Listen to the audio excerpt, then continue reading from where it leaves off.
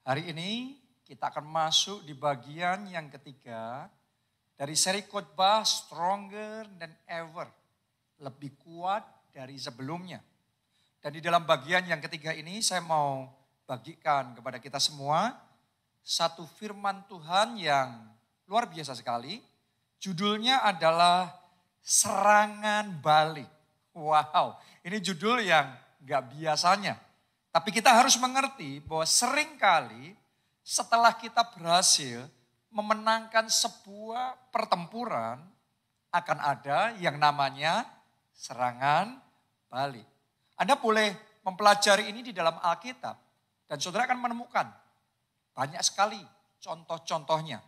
Kalau Anda masih ingat kisah tentang Tuhan Yesus ketika dia ada di Gerasa dan dia memerdekakan orang gila dari kerasukan setan sehingga terjadi kelepasan yang luar biasa sekali.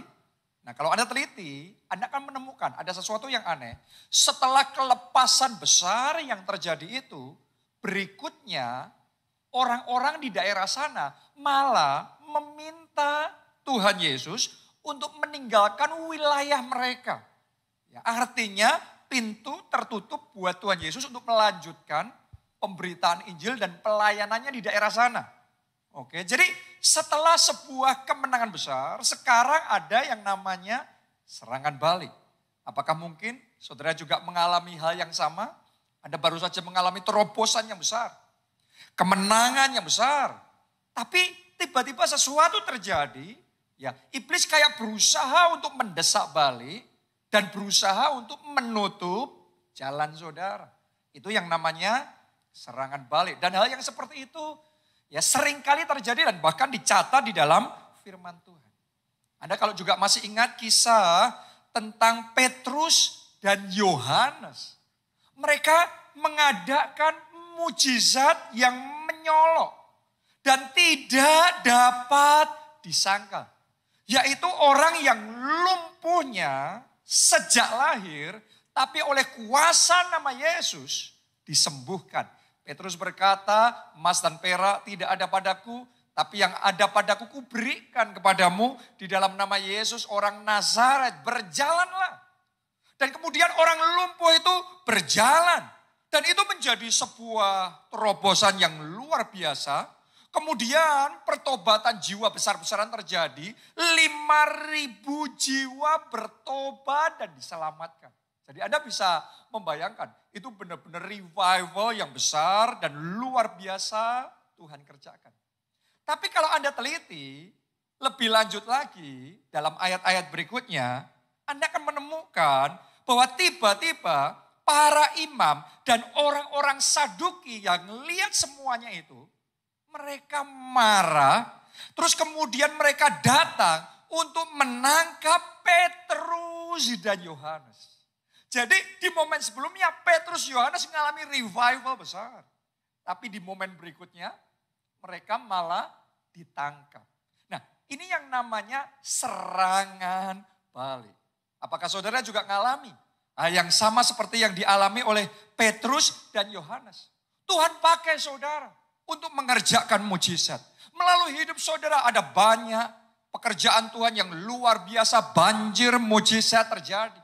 Tapi di sisi yang lain, seolah-olah iblis membangkitkan pihak-pihak tertentu untuk menyerang saudara. Apapun alasannya, entah gimana, pokok mereka gak suka ketika mujizat terjadi, ketika kesembuhan ilahi terjadi, ketika kuasa Allah didemonstrasikan, seolah-olah mereka gak suka dan mereka berusaha menyerang saudara. Nah, kita harus mengerti bahwa peperangan kita bukan melawan darah dan daging, tetapi melawan roh-roh jahat dan penghulu di udara. Tapi itu yang disebut dengan serangan balik. Ternyata Petrus dan Yohanes pun juga mengalami hal yang sama. Ya, contoh berikutnya lagi, yaitu kisah tentang Paulus dan Silas yang mengusir roh tenung dari seorang hamba perempuan. Nah, Alkitab mencatat dari hamba perempuan ini, tuan-tuannya mendapat keuntungan yang besar dari tenung hamba perempuan ini. Jadi ketika roh tenungnya diusir, sekarang tuan-tuannya merasa kehilangan penghasilan mereka. Karena itu mereka marah besar, terus kemudian menimbulkan keributan, sehingga Paulus dan Silas kemudian dibawa ke pengadilan, dan akhirnya mereka didera berkali-kali. Mereka dijebloskan ke dalam penjara, dijaga ketat, dan mereka dibelenggu dengan sangat kuat sekali. Nah, itu yang saya sebut sekali lagi dengan serangan balik. Hal yang kayak gini terjadi. Ya, kadang-kadang di dalam pelayanan, kadang-kadang di dalam pemberitaan Injil. Di satu sisi kita dipakai Tuhan bersaksi. Di satu sisi saudara dipakai Tuhan untuk menyelamatkan jiwa-jiwa. Tapi di sisi yang lain, ya ada tantangan-tantangan yang terjadi. Di sisi yang lain ada pihak-pihak yang malah memusuhi saudara dan berusaha melakukan hal-hal yang tidak baik. Itu pun dialami oleh Paulus dan Silas. Jadi kita nggak perlu heran kalau kita mengalami serangan balik. Satu lagi ya contohnya, yaitu kisah tentang Isa yang dapat rema dari Tuhan untuk menabur di masa kekeringan. Dan kemudian Isa menuai 100 kali lipat. Alkitab mencatat ia diberkati Tuhan luar biasa. Ia jadi kaya, kian lama kian kaya, bahkan ia menjadi sangat kaya. Jadi kalau ibaratnya zaman sekarang, Isa bersaksi, kesaksiannya fantastis. Kesaksiannya mujizat keuangan yang luar biasa dan itu benar-benar ajaib. Akan tetapi, kalau Anda pelajari di dalam ayat-ayat berikutnya, Anda akan melihat sesuatu yang berbeda terjadi. Gara-gara Isa diberkati, orang Filistin yang melihat jadi iri hati. Dan kemudian mereka mengusir Isa dari wilayah itu. Jadi sekarang Isa malah jadi kehilangan tempatnya. Bukan cuma itu saja, ketika Isa pergi, Isa cari daerah yang baru, terus kemudian menggali sumur, dapat sumur, terus dirampas sama orang Filistin ini.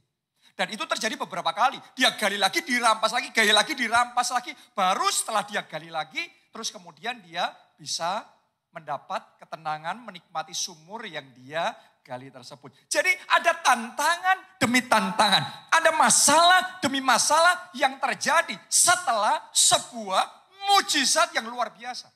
Kemenangan yang luar biasa. Jangan-jangan ada di antara saudara yang mengalami hal yang sama seperti yang dialami oleh Isa. Di satu sisi Anda diberkati besar-besaran. Tapi di sisi yang lain ada tantangan silih berganti. Ada masalah yang terus-menerus sampai kadang-kadang Anda merasa kelabaan. Saya mau ngomong sama saudara, itu yang namanya serangan balik. Nah, sementara saya ngomong seperti ini, coba mari kita teliti. Ya, apakah saudara juga sedang menghadapi yang namanya serangan balik di dalam peperangan rohani ini? Pertanyaan pentingnya adalah apa yang harus kita lakukan untuk menghadapi serangan balik tersebut. Kita akan belajar. Karena doa saya, saudara semua, seluruh jemaat keluarga Allah, ketika serangan balik itu datang, Anda tidak kalah, tapi Anda mengalami kemenangan yang gilang gemilang. Isa pada akhirnya mengalami kemenangan. Petrus dan Yohanes mengalami kemenangan yang gilang gemilang. Paulus dan Silas, bahkan Tuhan Yesus mengalami kemenangan gilang gemilang. Ya, jadi pertanyaannya, apa yang harus kita lakukan untuk menghadapi serangan balik? Ada 5, saya mau bagikan buat saudara. Nomor 1, sadarlah dan berjaga-jagalah. Kita baca dulu. 1 Petrus 5 ayatnya yang ke-8. Ditulis begini. Sadarlah dan berjaga-jagalah, lawanmu si iblis berkeliling, berjalan keliling. Sama seperti singa yang mengaum-ngaum dan mencari orang yang dapat ditelannya. Jadi kalau saudara mau menang menghadapi serangan balik, yang pertama kita harus sadar dan kita berjaga-jaga. Kenapa? Karena iblis itu berusaha cari celah, cari kesempatan untuk bisa menyerang kita, untuk bisa menelan kita. Itu sebabnya kita harus waspada. Banyak orang gak sadar ada yang namanya peperangan rohani. Banyak orang gak sadar ada yang namanya serangan balik. Karena itu gak waspada, gak sadar dan gak berjaga-jaga. Saya perhatikan berapa banyak istri yang gak sadar bahwa iblis itu cari celah untuk mengacaukan keluarganya dengan cara adu domba antara dia sama suaminya. Akibatnya hal-hal kecil muncul, ya. Tapi karena nggak sadar itu adalah hal-hal yang iblis mau pakai untuk mengadu domba antara dia dan suaminya. Akibatnya nggak sadar, nggak waspada, terus membiarkan itu dipakai oleh iblis untuk membuat dia sama suaminya bertengkar terus. Ya, kenapa? Karena nggak sadar lawannya iblis bukan suaminya. Ya, sebaliknya juga sama. Ada berapa banyak suami yang nggak sadar iblis berusaha menelan pernikahannya. Dengan cara apa? Menyodorkan godaan demi godaan. Berapa banyak suami di tempat kerjanya ya, terus kemudian bergaul dengan lawan jenis ya, terus kemudian tidak dijaga batasannya, katanya it's okay, cuma teman saja, gak usah masalah, gak usah curiga-curiga. Tapi pada akhirnya itu celah yang dipakai iblis untuk menjatuhkan pernikahannya, untuk menerkam pernikahannya. Berapa banyak anak Tuhan juga nggak sadar ada hal-hal tertentu yang iblis selalu cari celah untuk masuk dan mengacaukan ya keluarga kita, kesehatan kita, pekerjaan kita, pelayanan kita, bahkan kehidupan rohani kita. Pada intinya kalau kita nggak sadar maka kita nggak berjaga. Kita nggak waspada, karena kita nggak waspada, kita nggak siap. Karena kita nggak siap, mudah buat iblis menelan kita. Itu sebabnya hari ini kita perlu belajar waspada. Jangan-jangan ada serangan yang sedang iblis lancarkan untuk menelan hidup kita. Ya, coba saya ingin ajak saudara semuanya meneliti baik-baik. Yang pertama buat saudara yang sedang menghadapi tantangan yang besar. Sedang menghadapi masalah yang besar. Saudara sadarilah, bisa jadi itu adalah sebuah peperangan rohani atau sebuah serangan dari iblis untuk menerkam, menghancurkan kehidupan saudara. Jadi sadar, itu bukan masalah biasa, tetapi itu sebuah serangan rohani. Yang kedua, saudara yang gak punya masalah apa-apa, rasanya hidup saudara berjalan dengan lancar, semuanya fine-fine aja, baik-baik saja. Saya juga mau ngomong sama saudara, Anda harus tetap waspada. Karena di dalam keheningan ketenangan itu, iblis bisa cari kesempatan untuk menyerang juga. Yang ketiga, buat saudara bahkan yang sedang diberkati besar-besaran. Saya mau ngomong begini sama saudara, tetap waspada. Anda boleh mengalami kemenangan besar, mujizat besar, tapi di saat yang sama iblis tetap cari celah gimana caranya untuk melancarkan serangan dan menjatuhkan saudara. Karena itu tetap waspada. Coba Anda lihat contoh di dalam Alkitab. Tuhan Yesus sendiri yang baru saja berhasil menyelesaikan doa puasa. 40 hari, 40 malam. Wow, itu kan sebuah kemenangan yang menakjubkan. Bayangin, puasanya 40 hari, juga 40 malam total itu.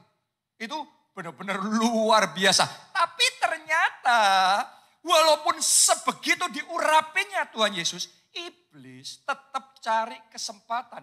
Pada akhir dari doa puasa itu, iblis berusaha melancarkan godaannya, iblis berusaha melancarkan serangannya dengan tujuan untuk menjatuhkan Tuhan Yesus.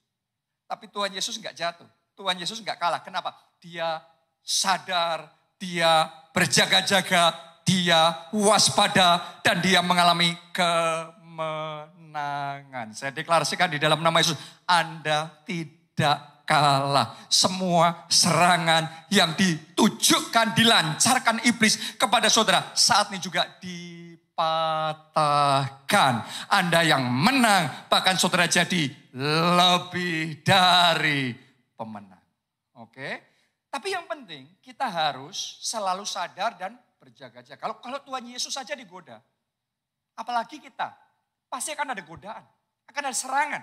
Karena itu buat saudara para pelayan Tuhan, para worship leader, singers, pemain musik, bahkan pengkhotbah, ushers dan lain sebagainya. Setelah sepanjang minggu ini kita melayani Tuhan, jangan pikir gak ada serangan. Bisa jadi serangan terus kemudian tiba-tiba datang. Karena itu sadar dan berjaga-jaga. Saya berdoa sekali lagi, kuasa Tuhan menyertai saudara dan kemenangan terjadi. Amin. Itu yang pertama. Yang kedua sekarang, bagaimana apa yang harus kita lakukan untuk menghadapi serangan balik? Nomor 2, berdoalah supaya kamu jangan jatuh dalam pencobaan. Kita baca Matius 26 ayatnya yang ke-41. Mari kita dengarkan nasihat yang diajarkan Tuhan Yesus supaya kita nggak jatuh. Ya, ini strategi Tuhan Yesus supaya dia nggak kalah menghadapi godaan. Nggak jatuh menghadapi serangan. Nah, Tuhan Yesus ngomong begini. Berjaga-jagalah, itu poin yang pertama tadi. Dan yang kedua apa? Berdoalah. Kenapa kau harus berdoa? Supaya kamu jangan jatuh ke dalam pencobaan. Roh memang penurut, tetapi daging lemah. Jadi Tuhan Yesus ngomong sama murid-muridnya supaya kamu gak jatuh dalam pencobaan. Supaya kamu gak kebobolan. Supaya kamu gak kalah. Kamu harus berdoa. Jadi kalau saudara sedang digoda oleh iblis, digoda. Anda mulai goyang-goyang. Jangan diam, berdoa. Oke, karena kalau saudara berdoa, Anda gak akan berbuat dosa. Tapi kalau saudara gak berdoa, Anda akan terseret, jatuh dalam dosa. Tuhan Yesus ngomongnya supaya kamu gak jatuh, maka berdoa. Kenapa? Karena roh penurut, tapi daging lemah. Jadi ada roh, ada daging. Kalau kita berdoa, roh kita yang kuat. Makanya kita nggak jatuh. Dalam peperangan kita menang. Karena spiritnya kuat, rohnya kuat. Tapi kalau kita nggak berdoa, yang kuat dagingnya. Sedangkan manusia roh kita lemah.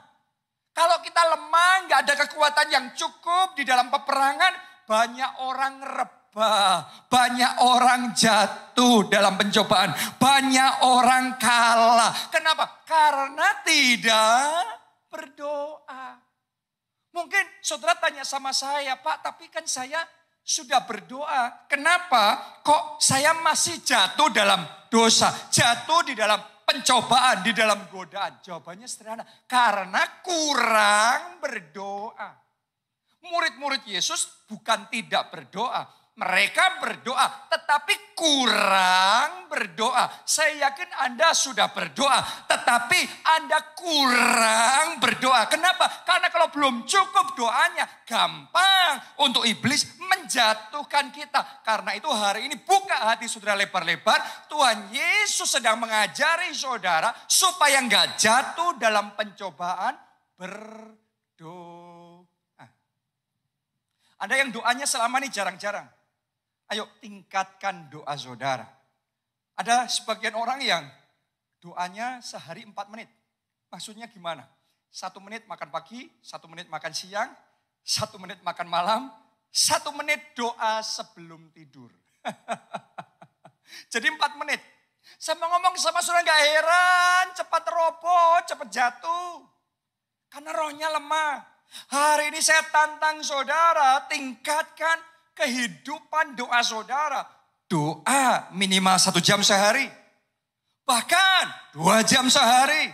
Bahkan 3 jam sehari. Sementara engkau bangun kehidupan doamu. Hari demi hari roh saudara bertumbuh. Roh saudara berkembang. Semakin kuat. Semakin kuat. Sehingga gak peduli serangan. Gak peduli godaan. Seperti apapun yang dilancarkan iblis kepada saudara. Karena Anda rohnya kuat. Anda mengalami kemenangan. Hari ini saya ajak saudara untuk berdoa. Belajar doa dalam bahasa roh juga. Belajar doa profetik. Anda yang mendengarkan firman Tuhan ini, saya percaya mulai hari ini hidup saudara penuh dengan kuasa. Kenapa? Sebab doa orang benar bila dengan yakin didoakan, besar kuasanya. Karena besar kuasanya, Anda menang di dalam peperangan rohani. Amin. Itu yang kedua. Yang ketiga sekarang, apa yang harus kita lakukan ketika menghadapi serangan balik? Poin yang ketiga, ketika diserang, lawanlah iblis dengan iman yang teguh. Jadi yang ketiga ini, kita harus melawan serangan iblis itu dengan iman yang teguh. 1 Petrus 5 ayat 9. Ini nasihat firman Tuhan. Lawanlah dia ini iblis. Dengan iman yang teguh, sebab kamu tahu bahwa semua saudaramu di seluruh dunia menanggung penderitaan yang sama. Jadi ketika sebuah serangan balik dilancarkan oleh iblis, saudara belajar untuk melawan dengan iman yang teguh. Ketika iblis melancarkan intimidasi dengan berkata kepada saudara, tuh sakitmu tambah parah kan.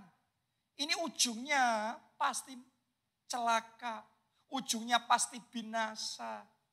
Saya mau ngomong sama saudara, lawanlah dengan iman yang teguh bahwa oleh bilur-bilurnya sakit penyakit kita sudah disembuhkan. Oke? Ketika iblis ngomong sama saudara, tuh lihat pekerjaanmu habiskan. Sudah gak ada harapan, kamu rugikan. Lihat omsetnya turun terus kan, tambah hari tambah berat kan. Saya mau ngomong sama saudara, Anda diberkati. Lawan iblis, lawan intimidasinya, lawan tipu dayanya dengan iman yang teguh, dengan iman yang kokoh. Anda terus berdiri teguh di dalam iman saudara, maka kuasa Allah yang akan bekerja, mujizat akan terjadi. No akan menjadi yes, yang tidak mungkin akan jadi mungkin, yang tidak ada jadi ada. Karena kuasa Tuhan yang bekerja di dalam kehidupan kita. Saudaraku, di dalam pelayanan saya sendiri, perjalanan melayani Tuhan ini, kerap kali ada serangan demi serangan yang muncul, yang harus kita hadapi. Ya, tiba-tiba yang ngalami yang namanya serangan dari iblis. Tiba-tiba saja gedung gereja kita sempat sekian tahun yang lalu waktu perayaan ulang tahun malah ngalami kebakaran. Coba Anda renungkan itu. Ya, tiba-tiba saja perizinan dipermasalahkan. Tiba-tiba saja sakit hati, kesalahpahaman muncul di antara sesama pelayan Tuhan. Tiba-tiba saja ya gempa bumi terjadi. Tiba-tiba saja pandemi terjadi. Nah, itu semua adalah tantangan-tantangan yang cukup berat. Dan seringkali ketika menghadapi tantangan itu, tendensinya, godaan terbesarnya adalah untuk kita menyerah. Benar enggak? Anda kalau sudah menghadapi tantangan yang besar rasanya capek. Maunya berhenti, maunya menyerah. Saya mau ngomong sama saudara, lawanlah iblis dengan iman yang teguh. Saat perang Anda diserang, jangan lari mundur. Lawan iblis dengan iman yang teguh. Hold your ground, pertahankan wilayahmu, pertahankan kesembuhanmu, pertahankan kesehatanmu, pertahankan keluargamu, pertahankan kemenanganmu, pertahankan mujizatmu. Lawan iblis dengan iman yang teguh. Kalau Anda berdiri teguh dalam iman, Anda gak goyang imanmu, maka kuasa Allah yang akan bekerja, mujizat terjadi, dan kemuliaannya akan dinyatakan atas hidup saudara. Amin. Jangan sampai kita fokusnya teralihkan kepada serangan-serangan iblis yang menakutkan itu. Anda belajar dari Petrus. Petrus awalnya sudah percaya, imannya mantap. Dia berani melompat dari perahu karena disuruh Tuhan Yesus. Ya, dan dia mulai berjalan di atas air. Jadi dia benar-benar mengalami mujizat yang besar. Masalahnya setelah itu dia melihat situasi kondisi, yaitu gelombang lautan yang sangat mengerikan, yang siap untuk menenggelamkan dia. Begitu imannya mulai goyah, Alkitab mencatat Petrus mulai tenggelam. Jadi rupanya iblis melancarkan gelombang-gelombang yang menakutkan itu. Targetnya supaya iman kita goyah. Kenapa? Karena iman kita goyah, menghilangkan kuasa Allah, menghilangkan mujizat kita. Ya, jadi hari ini Anda yang sedang melihat dan memperhatikan gelombang-gelombang intimidasi, gelombang masalah, gelombang krisis, gelombang kesalahpahaman, gelombang kerugian. Saya mau ngomong sama saudara, jangan perhatikan gelombangnya, perhatikan Yesusnya. Dia sumber kekuatan kita, dia sumber pertolongan kita. Kalau Anda nggak salah fokus, Anda fokusnya benar, fokusnya sama Yesus, Yesus yang akan menyempurnakan iman saudara. Dan saat itulah kuasa Allah akan bekerja dan mujizat terjadi. Anda tidak kalah, tapi Anda menang. Amin. Jadi untuk kita menang dalam peperangan, hold your ground by faith. Pertahankan kemenangan, pertahankan wilayahmu dengan iman. Lawan iblis dengan iman. Apapun serangan dia lancarkan, jangan mundur setapak pun. Lawan iblis dengan iman, engkau akan menang. Amin. Haleluya. Yang keempat sekarang. Yang keempat, berperanglah sampai tuntas kemenanganmu. 1 Samuel 15 ayatnya yang ke-18 sampai 19. Tuhan telah menyuruh engkau pergi dengan pesan, pergilah, tumpaslah orang-orang berdosa itu, yakni orang Amalek, berperanglah melawan mereka sampai engkau membinasakan mereka. Jadi petunjuk yang diberikan oleh Nabi Samuel kepada Raja Saul pada waktu itu, kalau perang harus sampai tuntas. Oke, ayat 19. Mengapa engkau tidak mendengarkan suara Tuhan? Mengapa engkau mengambil jarahan dan melakukan apa yang jahat di mata Tuhan? Jadi sekalipun sudah dikasih petunjuk, kalau perang harus sampai tuntas. Rupanya Raja Saul nggak mendengarkan petunjuk itu. Dia menang perang tapi dia tidak menuntaskan sepenuhnya. Ini menjadi unfinished business. Ya, dia nggak menyelesaikan orang Amalek itu. Tapi tahukah saudara, Anda boleh teliti ya, dalam kehidupan Raja Saul bertahun-tahun kemudian ternyata orang-orang Amalek yang hari itu dia tidak tuntaskan, yang pada akhir hidup Saul itu yang membunuh dan mengakhiri Saul. Jadi yang tidak dia tuntaskan itu yang menuntaskan dia. Anda harus ngerti, unfinished business can be very dangerous. Kalau Anda tidak menuntaskan urusan saudara, Anda tidak menuntaskan peperangan saudara, itu bisa jadi celah yang terbuka buat iblis untuk melancarkan serangan dan menjatuhkan saudara di babak berikutnya. Nah, hari ini terima pesan firman Tuhan ini, kalau perang harus sampai tuntas. Ketika sudah mengerjakan sesuatu, jangan mengerjakan separuh selesai. Atau sebagian besar selesai. No, kerjakan sampai tuntas. Kalau engkau mau membereskan hatimu dari kecewa sakit hati, mesti sampai tuntas. Jangan sampai di hati terus masih simpan kekecewaan, kepahitan, dendam. Unfinished business can be dangerous. Saya memperhatikan suami atau istri yang tidak membereskan sungguh-sungguh masalahnya. Sekian tahun berikutnya itu jadi celah buat iblis untuk merusak pernikahan, merusak keluarganya. Jadi Anda harus ngerti, semua yang tidak dibereskan, tidak dituntaskan, itu bisa dipakai iblis untuk menyerang kita.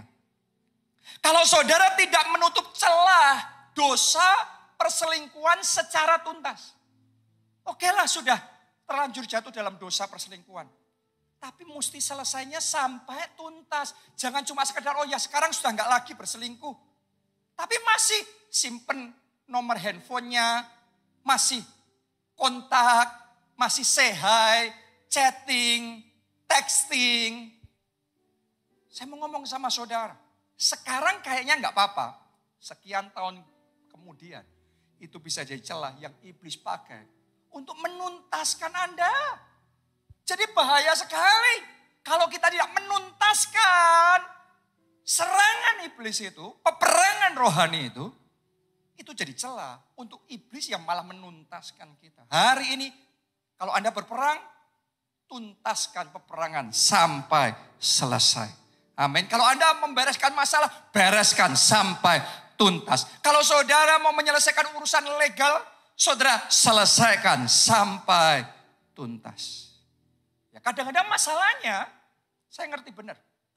Masalahnya kita enggan untuk nyelesain sesuatu sampai tuntas itu kadang-kadang sebagian orang kayak capek malas Sebagian orang gak enak hati karena harus berurusan sama pihak-pihak ini dan pihak-pihak itu.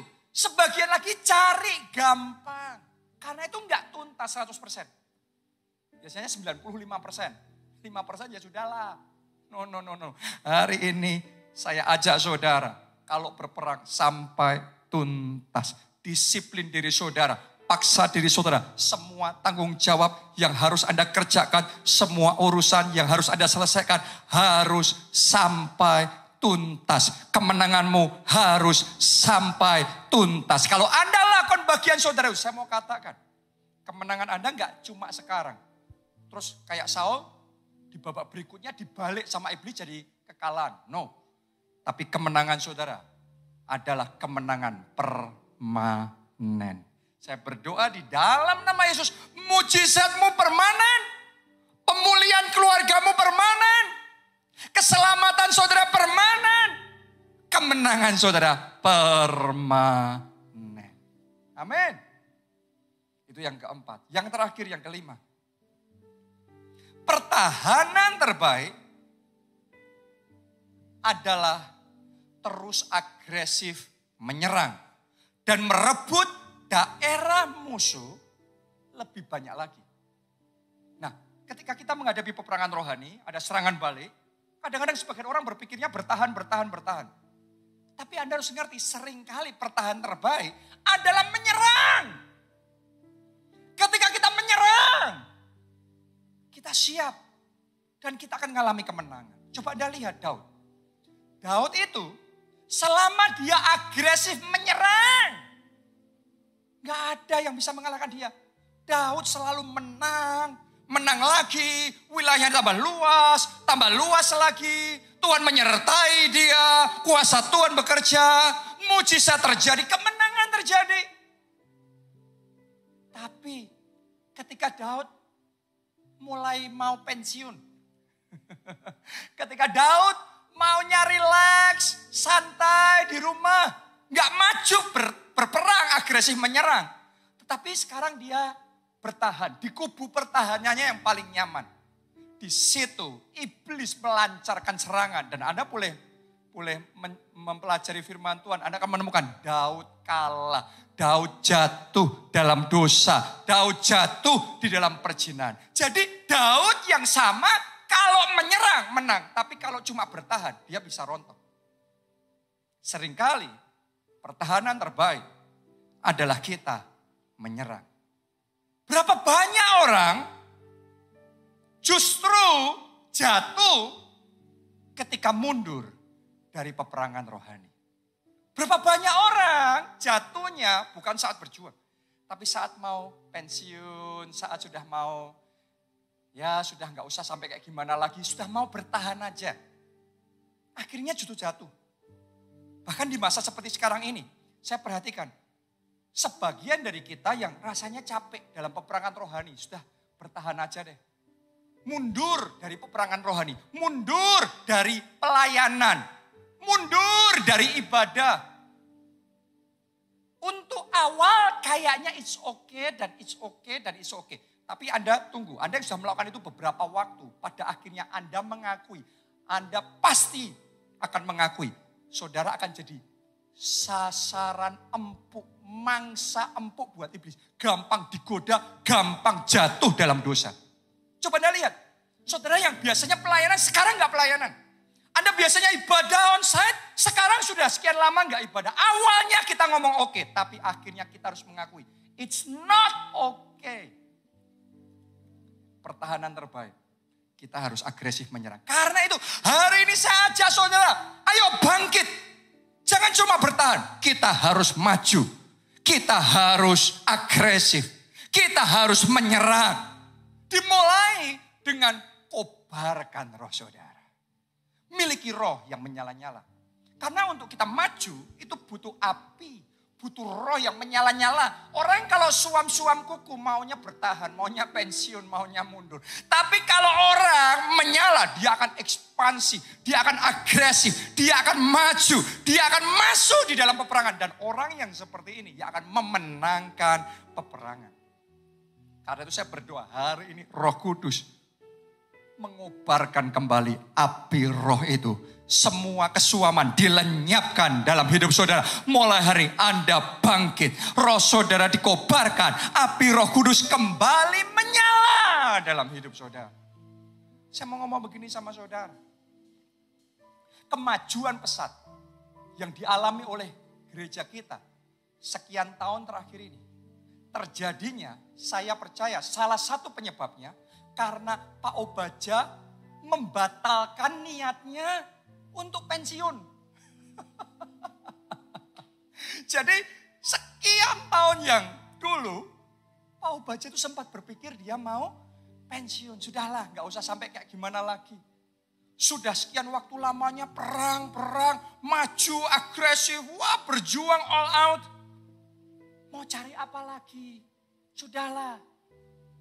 Jadi mau istirahat capek, mau pensiun. Tapi yang luar biasa di momen yang tepat. Waktu itu saya masih ingat, karena itu saya ada di sana. Tuhan pakai seorang hamba Tuhan namanya Suset Hetting untuk menyampaikan perkataan profetik, pesan Tuhan kepada Pak Obaja. Dan ketika Pak Obaja menerima itu, saat itu juga rohnya bangkit kembali. Tadinya sudah mau pensiun, tiba-tiba ada ledakan roh yang terjadi. Apinya menyala dan berkobar kembali. Dan karena itu dia bangkit dan dia mengumumkan visi 1 juta jiwa. Dia mulai memobilisasi lagi. Dia mulai menyatukan gereja kita. Dia mulai mengimpartasikan visi yang lebih besar. Karena itu saat ini kita di dalam kegerakan yang besar. Kenapa? Karena kita nggak jadi gereja yang hanya bertahan. Kita jadi gereja yang terus agresif. Maju bergerak di dalam kegerakan. Berjalan bersama Roh Kudus. Karena itu kemenangan gilang gemilang Tuhan kerjakan. Saya berdoa api yang seperti itu dinyalakan dalam hidup saudara. Amin. Anda yang mau, saya mau ngomong sama saudara. Tuhan hadir di tengah-tengah kita. Kemenangan pasti terjadi. Mari kita nyanyikan lagu ini bersama-sama. Ku yakin kau hadir di sini.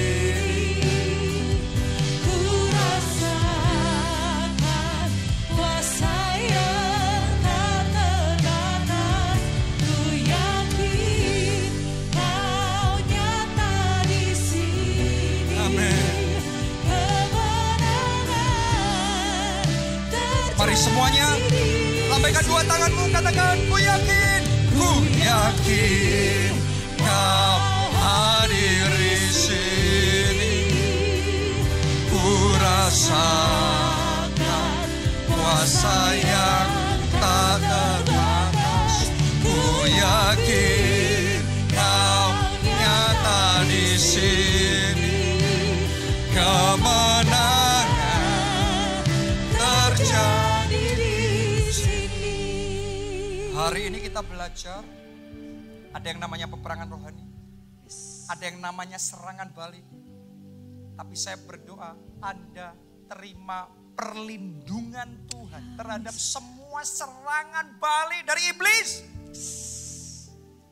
Saudara mau? Amin. Siapa yang mau? Dalam hidup saudara, keluarga saudara, pekerjaan, keuangan saudara, kesehatan, pelayanan saudara. Semua aspek hidupmu ada perlindungan dari Tuhan. Amin. Kalau saudara mau, kuncinya kita harus jadi milik Tuhan. Kalau kita jadi milik Tuhan, kita di bawah perlindungan Tuhan. Amin. Tapi kalau kita gak jadi milik Tuhan, kita sendirian. Kita terekspos jadi mangsa empuk buat iblis. Hari ini saya ajak saudara yang belum pernah mengundang Yesus sebagai Tuhan dan Juru Selamat. Buka hati saudara, datang kepada Tuhan.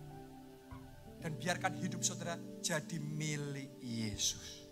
Dimanapun Anda berada, ayo kita angkat kedua tangan kita. Saudara ikuti doa saya, katakan Tuhan Yesus. Tuhan Yesus. Masuklah dalam hatiku. Masuklah dalam hati. Jadilah Tuhan dan Juru Selamat. Jadilah Tuhan dan Juru Selamat. Ampuni dosa-dosaku. Ampuni dosa-dosa. Selamatkan hidupku. Selamatkan hidupku. Mulai hari ini. Mulai hari ini. Aku tidak lagi sendiri. Aku tidak lagi sendiri. Aku jadi milik Yesus. Aku jadi milik Dan Yesus. aku percaya. Dan aku percaya. Dosa-dosaku sudah diampuni. Dosa-dosaku sudah diampuni. Dan hidupku sudah Dan diselamatkan. hidupku sudah diselamatkan. Terima kasih Tuhan Terima Yesus. kasih Tuhan Yesus. Amin. Amin. Mari semuanya angkat kedua tangan saudara.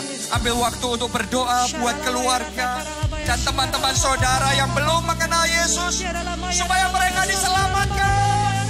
Supaya mereka juga jadi milik Yesus. Milik Tuhan. Dan mereka menerima perlindungan ilahi yang dari Tuhan. Perlindungan ilahi dari Tuhan. Keselamatan yang daripada Tuhan. Pengampunan yang daripada Tuhan.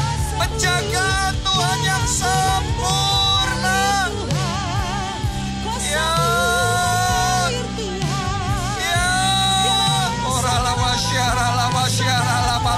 Kami milik-Mu Tuhan. Biarlah perlindungan-Mu nyata atas kami. Penjagaan Tuhan nyata atas keluarga kami. Selamatkan keluargaku, selamatkan teman-temanku, selamatkan. Ya Yesus, selamatkan. Terima kasih. Terima kasih.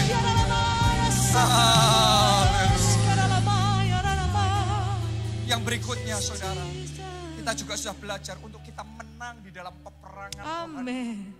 Maka kita harus berdoa. Amin. Supaya kita gak jatuh, gak kalah, tapi bisa menang. Kita harus berdoa. Doanya bukan doa yang biasa, tapi berdoa dengan iman yang teguh. Anda harus lawan iblis dengan iman yang teguh. Siapa di tempat ini yang menyadari ada peperangan rohani, ada serangan-serangan dari iblis. Siapa di tempat ini yang mau mengubah kekalahan menjadi kemenangan. Siapa di tempat ini yang mau mengalahkan dan mematahkan setiap serangan dari iblis. Mari kita satukan hati kita masuk dalam doa profetik. Saudara angkat dua tangan saudara dan dengan iman, dengan keras katakan di dalam nama Tuhan Yesus. Lebih keras, di dalam nama Tuhan Yesus. Semua serangan iblis dipatahkan. Mari semuanya masing-masing berdoa. Ya, serangan iblis, sakit penyakit ini dipatahkan. Kanker dihancurkan. Dalam nama Yesus. Masalah diabetes ginjal. Ya. Masalah penyumbatan jantung dilenyapkan. Oh, kami berdiri teguh di dalam iman bahwa oleh bilur-bilurnya kami sembuh, kami sehat. Kami tidak kalah, kami menang, bahkan kami memenang, kami lebih dari pemenang. Bersama Tuhan kami lakukan perkara-perkara yang besar. Ya, terima kasih Tuhan, kami percaya kemenangan terjadi, mujizat terjadi, kesembuhan terjadi, pemulihan terjadi, keselamatan terjadi. Oh, ralabasyara labalaba. Oh, ralabasyara labalaba. Haleluya, haleluya. Terima kasih. Dan yang terakhir saudara, kita juga sudah belajar bahwa seringkali pertahanan terbaik adalah dengan agresif menyerang. Sehingga pertempuran itu bukan di wilayah kita, tapi di wilayah musuh. Kita nggak cuma bertahan, tapi kita berperang, maju, bergerak, ekspansi, mengalami terobosan yang lebih besar. Amin. Dan untuk kita melakukan itu, roh kita harus dinyalakan kembali.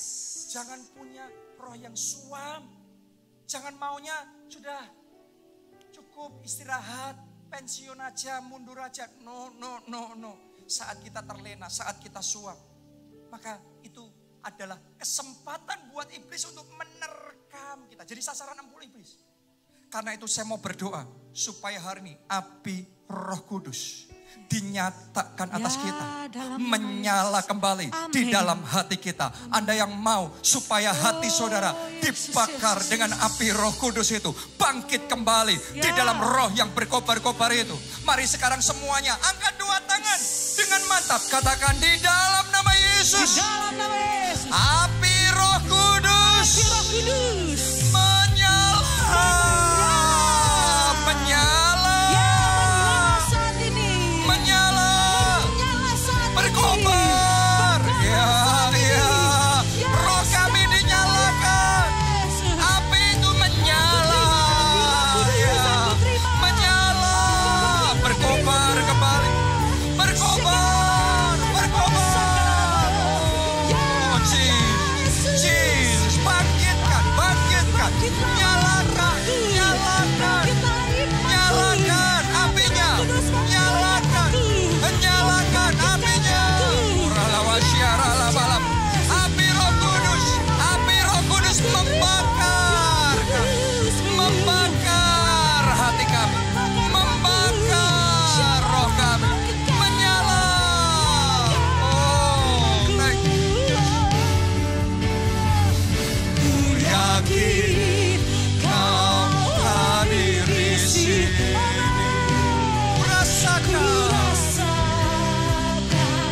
Kuasa yang tak terbatas, ku yakin Kau nyata di sini.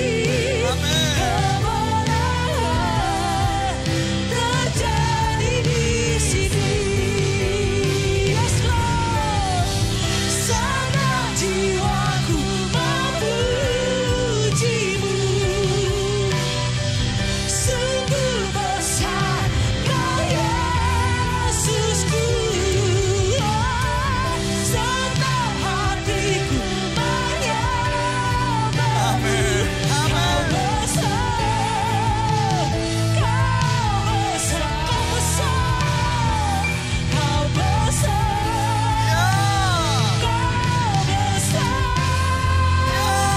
Mari semuanya angkat dua tangan tinggi-tinggi. Kita katakan, ku yakin Kau hadir di sini. Ku rasakan kuasa yang tak terbatas. Ku yakin Kau nyata di sini.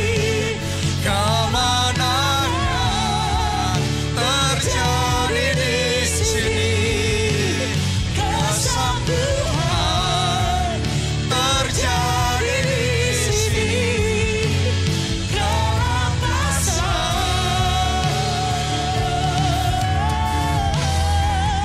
terjadi di sini. Tepuk tangannya yang meriah buat Tuhan kita. Haleluya. Terima kasih Tuhan. Amin. Luar biasa sekali. Saya yakin api roh saudara sudah dinyalakan. Oke, sekarang angkat dua tangan saudara dan terima berkat Tuhan ini. Diberkatilah saudara oleh Tuhan. Amin. Diberkatilah keluarga saudara oleh Tuhan. Amin. Diberkatilah studi dan pekerjaan saudara oleh Tuhan. Amin. Diberkatilah kesehatan dan masa depan saudara oleh Tuhan. Dan diberkatilah pertumbuhan rohani serta pelayanan saudara oleh Tuhan. Dalam anugerah Allah Bapa, cinta kasih Yesus Kristus, dan persekutuan dengan Roh Kudus sekarang sampai selama-lamanya. Mari bersama kita katakan amin. Salam keluarga Allah, Tuhan memberkati.